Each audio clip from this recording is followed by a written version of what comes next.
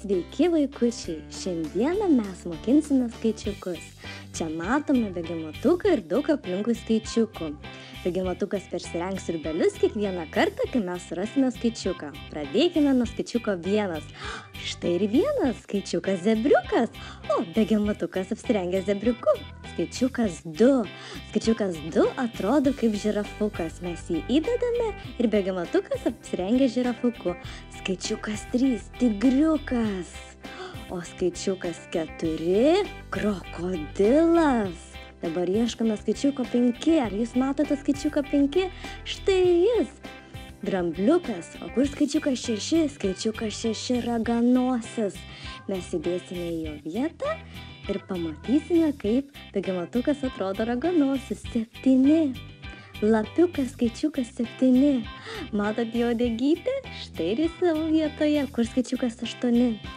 8. Panda meškiukas. O kur skaičiukas 9?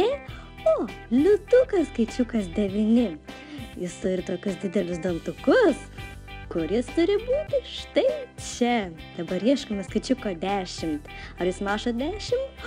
O, 10, 2 gyvatukai. 1 ir 0 tampa skaičiuku 10. Šaunu. Jei jums patiko video, prašau spauskite subscribe. Ačiū.